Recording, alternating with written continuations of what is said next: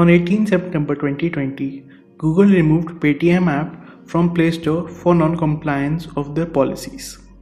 This move was in light of change in guidelines for Android security and privacy, which were laid out by Suzanne Gray, Vice President for Product, Android Security and Privacy, in a blog post.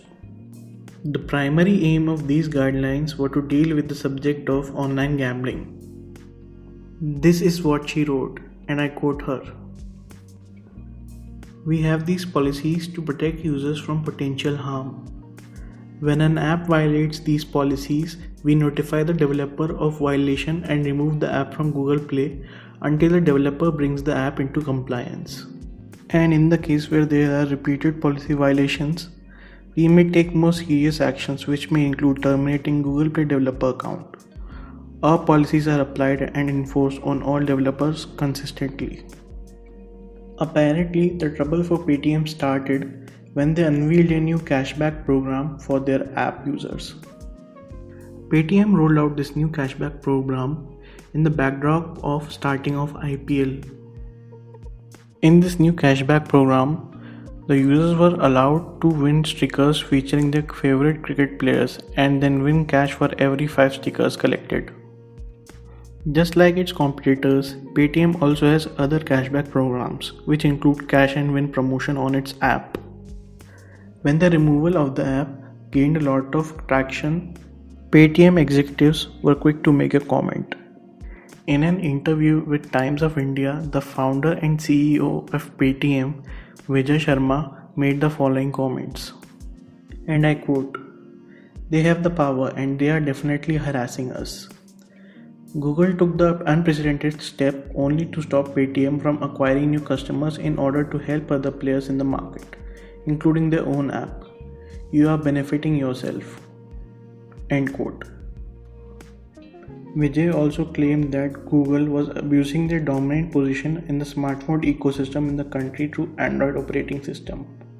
Madhur Diora, president of 197 Communications Private Limited, which owns Paytm, also made his comments. And I quote, "You've got a player which regulates Indian digital ecosystem while competing with many companies in the same ecosystem. They have all the levers and can decide which app can be brought down and when. How is that not a problem?" In order to justify their actions, a spokesperson for the US search giant said the app had been removed for violating its policies on online gambling. The spokesperson made the following comments.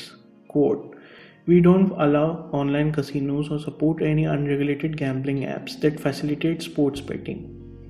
This includes if an app leads consumers to an external website that allows them to participate in paid tournaments to win real money or cash prizes. It is a violation of our policies." End quote. After a lot of back and forth between the executives of the two firms, the app was finally reinstated at the end of the day.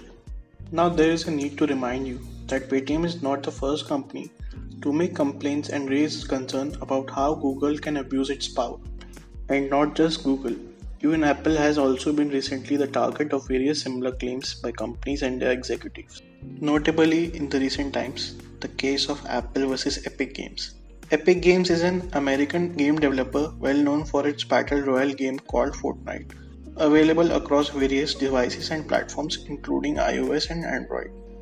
In the month of August, Apple kicked out Fortnite out of its App Store on account of Epic Games implementing a payment system to completely bypass the Apple payment system, thus allowing Epic to avoid paying a transaction fees to Apple.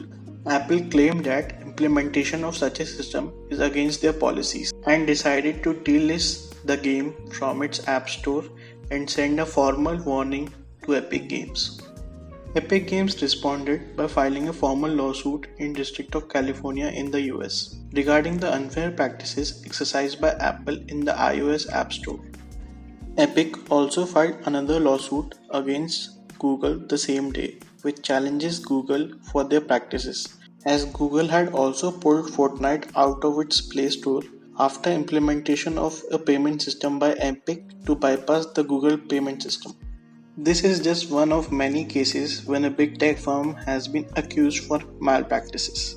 I would also suggest my viewers to read about the ongoing antitrust investigation against the Big Four, which includes Amazon, Apple, Google, and Facebook, which is ongoing in the US for running alleged monopolies, violating privacy, and stealing confidential business knowledge.